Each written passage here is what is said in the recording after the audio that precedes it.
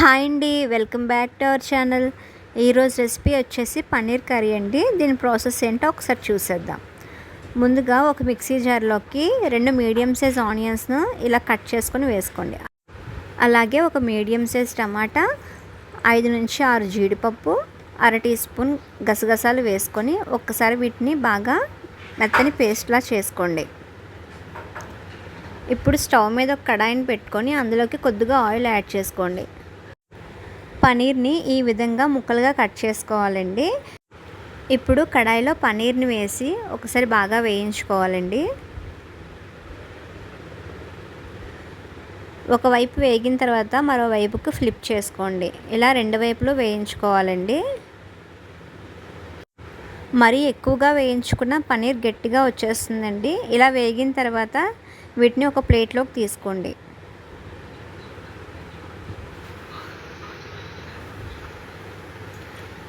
ఇప్పుడు అదే కడాయిలోకి కొంచెం ఆయిల్ యాడ్ చేసుకొని ఒక మీడియం సైజ్ ఆనియన్ని ఇలా చిన్న ముక్కలుగా కట్ చేసుకొని అలాగే 4-5 పచ్చిమిర్చి కూడా వేసుకొని దీన్ని బాగా వేయించుకోవాలండి. ఇలా వేగిన తర్వాత ఇందులోకి 2 స్పూన్స్ కారం వేసుకోండి. అలాగే టేస్ట్కి సరిపడగా సాల్ట్ కూడా వేసుకొని 1/2 టీ స్పూన్ పసుపును కూడా వేసుకొని వీటన్నిటిని ఒకసారి బాగా వేయించుకోవాలండి. ఇప్పుడు ఇందులోకి 1 టీ స్పూన్ అల్లం వెల్లుల్లి పేస్ట్ను, కొంచెం గరం మసాలాను యాడ్ చేసుకోండి. అల్లం వెల్లుల్లి పేస్ట్ను పచ్చివాసన పోయేంత వరకు వేయించుకోండి. గ్రైండ్ చేసి పెట్టుకున్న ప్యూరీని ఇందులోకి యాడ్ చేసుకోండి. ఇప్పుడు ఈ మొత్తాన్ని ఒకసారి బాగా కలుపుకోవాలండి.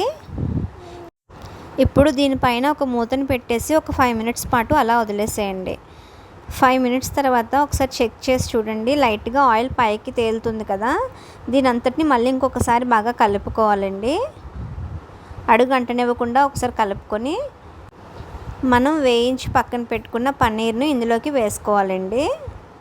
పన్నీర్ వేసి మొత్తం అంతటిని ఒకసారి బాగా కలుపుకోండి. ఇప్పుడు ఇందులోకి కొంచెం వాటర్ని యాడ్ చేసుకోండి. దీని మొత్తాన్ని ఒకసారి బాగా కలుపుకోవాలండి.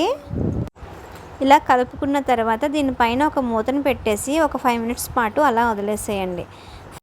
మూత తీసి ఒకసారి మొత్తం అంతటినీ బాగా కలుపుకోండి. ఇప్పుడు దీనిపైన కొంచెం కొత్తిమీరని చల్లేసి స్టవ్ ఆఫ్ చేసేసుకోండి. అంతే అండి, పన్నీర్ కర్రీ రెడీ అయిపోయింది. మీకు ఈ వీడియో కనుక నచ్చినట్లయితే ప్లీజ్ లైక్ చేసి, షేర్ చేసి, సబ్స్క్రైబ్ చేయండి. Thank you for watching.